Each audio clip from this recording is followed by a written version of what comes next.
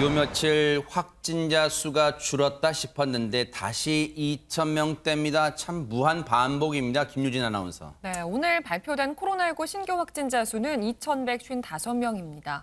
닷새 만에 다시 2,000명대 확진자를 돌파하게 됐고 규모 면에서도 역대 두 번째로 많은 수치인데요. 아하. 주간 확진자 발생 추이를 보면 보통 주 초반에는 휴일에 검사 건수가 감소하니까 그 영향으로 확진자 수가 좀 주춤하는 모습을 보이다가 주 중반이 되면 수요일, 목요일쯤에 급증하는 패턴이 지금 반복이 되고 있는데요. 네. 이번 주도 역시 예외가 아니었습니다. 앞서 이 꺾은 선 그래프 보세요. 확진자 수위 보면 정말 정확하게 W자입니다. 확진자가 위에 정점을 찍고 내려오는가 싶더니 다시 올라가서 정점 찍고 또 내려오고 또 정점 찍고 정말 정확하게 W자이기 때문에 긴장의 끈을 놓을 수가 없어요. 홍종선 기자님. 그렇습니다. 보시면은 지금 역대 최다 2,221명이 바로 2주 전 수요일이었어요. 11일이었는데 다시 지금 2주 만에 역대 두 번째 이 수치를 또 기록하게 된 건데 어느 지역이 많은가 봤더니 서울이 673명으로 당연히 또 1위이고요. 경기 지역도 579명, 인천이 117명인데 말하자면 이 중부 수도권 지역에 집중돼 있습니다. 네. 근데 보니까 부산도 99명, 경남도 102명 해서 이 100명 안팎으로 또 그쪽도 조금 눈에 띄더라고요. 네. 사실 서울, 경기, 인천 수도권에서 확진자가 많다 보니까요. 최근에 여름 휴가철 그리고 광복절 연휴에도 혹시라도 그 기간 때 고향 방문 좀 하려 했다가 포기하신 분 많아요. 왜 그런 줄 아세요? 지방에서는 서울 사람들 또 수도권 사람들 오는 걸 반기지 않는데요. 정말 이게 지금 웃픈 현실이에요, 지금. 그런데 백신 접종률 상황은 어떨까요, 백성문 변호사님? 네, 지금 좀 주춤했던 백신 접종률이 다시 좀 늘고 있는 그런 추세인데요. 1차 접종 완료한 분이 2,670만 명, 그러니까 대략 전인구의 52% 정도 되고요. 이제 2차까지 접종을 마치고 2주가 지난 접종 완료자는 1,288만여 명, 그러니까 전체 인구 25.1% 정도 되는데 네. 예전에 우리 기억할지 모르겠지만 코로나19 처음에 우리 백신도 없을 때는 이제 백신만 나오면 끝이다. 맞아요. 이런 얘기를 그런 했는데 생각이 들었죠, 네. 아이러니한 거는 우리가 지금 총 4차 대유행 과정에서 지금 백신을 접종하고 있는 지금 4차 대유행이 가장 많은 확진자가 나오고 있다는 게 좀 우픈 현실인 것 같습니다. 네. 백신 접종자, 백신 접종률이 물론 이 마치 소가 한 걸음 가는 걸음처럼 조금씩 늘고 있습니다. 그런데 백신 접종자는 늘고 있는데도 확진자 수는 되레 줄기는커녕 지금도 여전히 네 자릿수예요. 이와 관련해서 김부겸 총리의 얘기 들어보시고 이어가 보도록 하겠습니다. 국내 확진자 10명 중 9명에서 델타 변이가 확인되고 있습니다. 델타 변이는 기존 바이러스에 비해서 발병 초기에 최대 300배 이상의 많은 양의 바이러스를 배출한다고 합니다. 참으로 무서운 전파력입니다. 이처럼 델타 변이로 인한 이번 유행은 이전의 위기와는 차원이 다릅니다. 세계 여러 나라에서 확인되고 있듯이 조금이라도 긴장을 늦추면 폭발적인 확산세를 피할 수 없습니다. 세상에 우려는 했습니다만 이 정도일 줄은 몰랐습니다. 김복준 의원님, 기존 바이러스보다 바이러스 양이 300배가 많다고 델타 변이가? 델타 변이가 초기에 상대적으로 이 전파력이 300배 이상 높대요. 다른 그 바이러스보다. 그러니까 지금 국내 감염자에서 지금 델타 변이 검출률을 따져보니까요. 아까 뭐 10명 중 9명이라고 하는데 89.6%. 그러네요. 그러니까 뭐 압도적으로 델타 변이의 어떤 그 이 파급력 때문에 애로사항이 좀 있는 것 같은데 정말 조심해야 될 것 같습니다. 그러니까요. 그런데 앞서 부산 지역의 확진자 상황도 심각하다고 했는데 정말 시장님, 부산시장님 이러시면 안 되잖아요. 손정혜 변호사님. 바로 부산시장 이야기입니다. 박형중 시장이 지난 6월에 서울에서 방역수칙을 위반하고 모임에 참석한 사실이 알려졌는데요.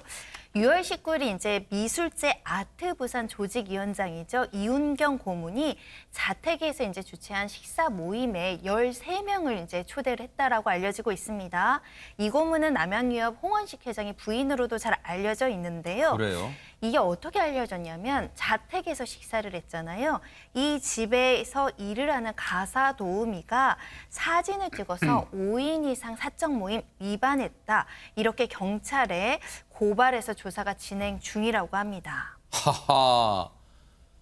오죽했으면 가사 도우미 분이 그 현장을 보고 분에 겨워 못 참아서 현장을 찍고 고발했을까요? 그런데 박형준 시장의 저 행동이 왜 우리에게 분노를 일으키는지 그 얘기 좀 해당 발언 좀 들어보시고 이어가 보도록 하겠습니다. 존경하는 부산 시민 여러분, 지금은 잠시 멈춰야 할 때입니다. 여러분들의 인내와 협조만이 이 위기 상황을 반전시킬 수 있습니다. 불효불급한 모임과 행사는 밀어주십시오. 출퇴근 등 필수적인 활동 외에는 모임과 이동을 최대한 자제해 주시길 간곡히 부탁드립니다. 공동체를 위협하는 방역수칙 위반에 대해서는 엄중한 책임을 물을 수밖에 없는 상황임을 다시 한번 강조해서 말씀드립니다. 의료진의 땀과 소상공인들의 눈물을 한 번만 더 떠올려 주십시오. 우리 모두의 자발적인 방역 노력만이 이 위기를 끝낼 수 있음을 꼭 기억해 주시기 바랍니다. 감사합니다. 왜 이 발언을 들려드린 줄 아세요? 저 발언을 한 시점이 본인은 떡하니 지난 6월 19일 날 그 남양유업 회장 부인이 주최하는 그 사적 모임에 모두 14명이 참석한 모임에 만찬 모임에 참석해놓고 한 달쯤 뒤에는 저 브리핑을 통해서 부산 시민 여러분, 지금은 잠시 멈춰야 될 때입니다. 백성문 변호사님, 지금 멈춰집니까? 저렇게 말하면? 사실 이건 입이 10개라도 할 말이 없는 상황입니다. 그러니까 저는 사실 이런 상황이 터지면 그냥 이런저런 변명 없이 사과를 하고 책임을 통감하는 게 맞다고 생각을 하는데, 저 때는 이게 알려질 줄 몰랐을 거 아니에요? 알려질지 몰랐으니까 참석을 하셨겠죠. 그런데 일단은 지금 나와 있는 입장은 아트부산은 마무리하는 공적 모임이라고 판단해서 그 자리에 참석을 했다. 아니, 집에서 무슨 공적 모임을 합니까? 아니, 뭐 하다못해 정말 100번 양보해서 뭐 아트부산이나 행사 끝나고 바로 인근에서 뭐 뭔가 식사를 하는 과정에서 문제가 됐다면 이런 얘기를 할 수도 있어요. 아니, 집에서 해요? 공적 모임을? 그러니까 그런 부분들은 저렇게 변명하시면 안 될 부분인 것 같고, 또 거기다가 식사는 하지 않았다. 식사를 하고 안 하고 중요합니까? 저 자리에 참석한 게 중요하지. 그래서 저럴 때는 박형준 시장 입장에서도 지금 뭐 맨 마지막에는 업무회의랑 참석해서 뭐 방수칙으로 송구하다고 이렇게 말씀을 하셨지만 이 얘기는 변명으로밖에 들리지 않습니다. 네. 이거는 박형준 시장께서 책임을 분명히 통감하셔야 될 부분이라고 생각되네요. 저 때 앞서 말씀드렸지만 6월 19일 날 모였어요. 그런데 앞서 저희가 들려드렸던 발언 중에 첫 번째가 7월 20일이에요. 그 이후에 8월 8일, 8월 20일. 그때까지만 해도 발언을 할 때까지만 해도 김복준 의원님, 예. 나 6월 달에 모인 거 안 알려질 거야. 혹시 그런 마음에 저렇게 뻔뻔하게 얘기를 하고 있습니까, 지금? 하여튼 6월 그 당시에 부산의 상태를 봐야 되겠죠. 그때 부산은 5인 이상 사적 금지 방역 수칙이 적용되던 때예요. 그래서 1.5단계였거든요. 그렇다고 그러면 부산시 이 방역을 전부 컨트롤하는 총책임자가 네. 부산시장 아니겠습니까? 그러면 본인이 모범을 보여야 될 입장이죠. 그럼에도 불구하고 저런 행위를 해놓고 지금 조금 전에 백성문 변호사 그 말씀하신 것처럼 말이 안 되는 어떤 변명으로 일관을 하니까 국민들이 누가 누구를 뭐라 하냐고 얘기할 수 있는 거죠. 그리고 참 말은 잘하시네요. 지금 조금 전에 얘기하시는 거 보니까 국민들의 땀과 소상공인들의 눈물을 이야기하시는데 저 말할 자격이 있습니까? 네. 예? 자리라는 거는요, 자신의 자리라는 거는 자리가 가지는 무게라는 게 있어요. 네. 그거 자체를 느끼지 못한다면 네. 공직자로서 자격이 없는 겁니다. 네. 아주 반성 많이 하실 겁니다. 그리고요, 차제에 걱정되는 시각으로 저희가 눈 부릅뜨고 지켜볼 게 뭐냐면 지금 남양유업 회장의 부인이 초대한 모임에 참석했고 당시 그 자택에서 일을 하시는 가사 도우미분이 참다 못해 현장 찍어서 고발했잖아요. 혹시라도요. 그 공익적 고발을 하신 가사 도우미분 부당하게 해고되거나 그런 일은 없기를 정말로 기대를 해볼게요. 정말로 정의를 위해서 고발하신 분 혹시라도 해를 당하는 일은 없기를 눈 부릅뜨고 지켜보도록 하겠습니다. 자, 그런가 하면요. 백신 접종률을 늘려야 되는 게 지금 정부의 고민거리인데 이런 일이 있어서 되겠습니까? 김유진 아나운서. 네, 강원도 강릉의 한 의원에서 1차로 아스트라제네카 백신을 맞았던 주민 40명이 2차 접종에서 모더나 백신을 맞는 그런 백신 오접종 사고가 발생을 했습니다. 모더나의 경우에는 교차 접종이 허용되지 않는 그런 백신인데요. 알고 보니까 신입 간호조무사의 실수로 벌어진 일이라고 합니다. 이렇게 백신을 잘못 맞은 주민들이 대부분 지금 나이대가 60, 70대로 좀 비교적 고령층에 속하는데요. 아직까지는 특별한 이상 반응은 나타나지 않고 있다고 합니다. 어쩌다 이런 어처구니 없는 일이 벌어졌습니까? 해당 의료기관 담당자들 얘기 먼저 듣고 이어가 보도록 하겠습니다. 백신 냉장고에서 아스트라제네카 백신을 꺼낸다는 것이 부주의로 모더나 백신을 꺼내서 접종을 하던 중 동료 직원이 모더나 백신이 나온 것을 인지하고 오접종 사실을 확인하게 되었습니다. 긴장해야죠. 그래서 색깔별로 나누거든요. 붙이든지 목걸이를 하든지 해서 하긴 하는데 있을 수는 있을 것 같아요.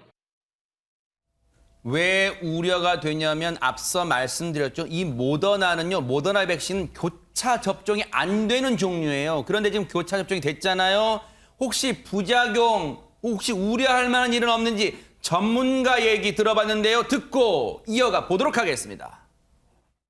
임상적으로는 크게 차이는 없을 거라고 생각합니다. 하지만 임상 연구가 아스트라제네카 1차 후에 모더나는 연구가 된 사례가 별로 없어서 그 점에 대해서 이제 접종하신 분들이 조금 걱정을 하실 수는 있지만 같은 RNA 백신이기 때문에 크게 부작용이나 그런 문제는 없을 것으로 생각합니다. 하지만 추후에 좀 세밀하게 관찰을 해야 되는 거는 분명합니다.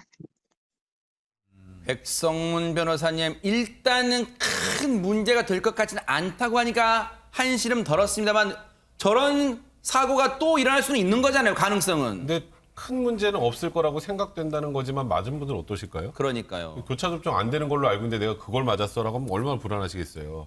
근데 이제 문제는 네. 백신 종류도 너무 많고요. 그리고 백신 어떤 거는 교차 접종이 되고 어떤 거는 교차 접종이 안 되고 저희도 헷갈리잖아요. 네. 근데 이제 이 소규모 의원 같은 데서 이 모든 걸 다루려면 얼마나 힘들겠습니까? 아하. 그렇기 때문에 앞으로 지금 추석 전까지 일단 정부에서는 1차 접종 70% 이상 완료하겠다는 입장이죠. 하루에 50만 명 이상 접종을 밀어붙인다는 입장인데 이제 밀어붙이고 많은 분들이 백신 접종을 하는 건 좋지만 이런 실수가 나올 수 있다는 걸 인지하고 이에 대한 대책은 분명히 마련해야 될 것 같습니다. 그러니까요. 코로나19 관련 소식, 참 무거운 소식들이 많은데 그중에서 조금 우리 기분을 좀 이 짐을 덜어주는 얘기가 좀 들렸다면서요, 홍종성 기자님. 그렇습니다. 코로나19에 13개월, 생후 13개월짜리 아기가 확진이 됐는데 맞아요. 의료진의 배려 속에 완치했다는 얘기가 전해지면서 감동을 우리가 받았었죠. 네. 그런 가운데 BTS, 방탄소년단의 팬클럽이죠. 아미가 그 병원, 대전 서구에 있는 건양대병원이죠. 그 33병동에 선물을 보냈어요. 그래요? 네, 간식을 보냈고 또 편지가 들어있었는데 저는 편지 내용이 또 우리를 훈훈하게 하더라고요.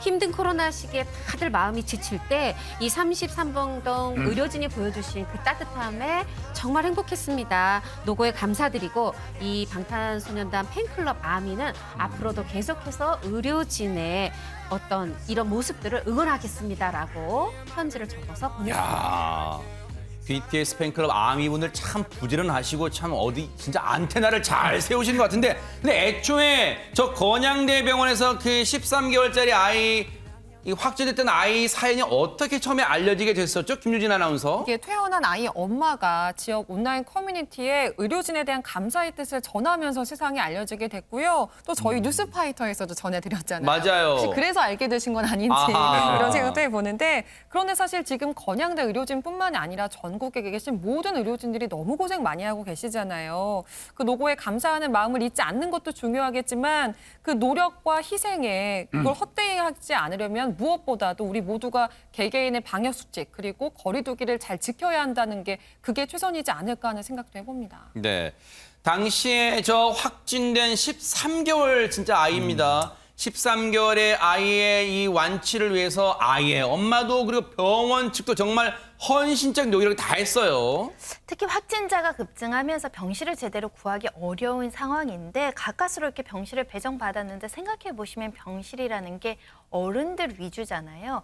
일단은 입원을 위해서는 환자용 침대가 있는데 화면 보시다시피 환자용 침대가 없습니다. 아이가 혹여라도 낙상할까 우려돼서 병원진들이 모두 다 이거를 철거하고 밖으로 빼준 상황이고요. 네. 구석구석 소독을 한 다음에 저렇게 매트와 이불을 깔아줬다라고 하는데요. 세상에. 이 엄마는 처음에 아이가 확진됐을 때 하늘이 무너지는 기분이었다고 합니다. 아이고. 일단 본인은 확진된 상황이 아님에도 불구하고 엄마 마음에 돌진한 아이를 어떻게 혼자 병원에 보낼 수 있었겠습니까? 네. 아이와 엄마 모두 열심히 그 치료를 받았고요. 열흘 동안 치료받고 모두 다 완치 판정 받고 지난 6일에 퇴원한 상황입니다.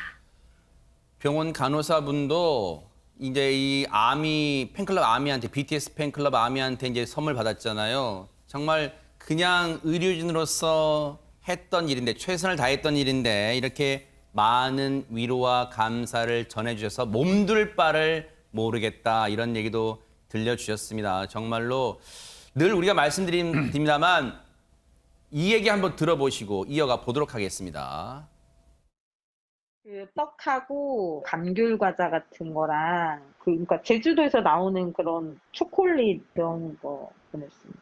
방탄하면 진짜 너무나도 유명한 가수의 그런 팬클럽이 저희를 이제 위로해주고 격려해주고 힘내라고 해주셔서 너무 기쁘고 되게 깜짝 놀라기도 하고 저는 애기랑 엄마랑 같이 편하게 생활할 수 있도록 그냥 가볍게 했던 일인데 이제 진짜 많은 사람들이 위로해주시고 응원해주시는 거 마음에 품고 저희가 코로나19 종식 때까지 최선을 다해서 환자를 간호하도록 하겠습니다. 네.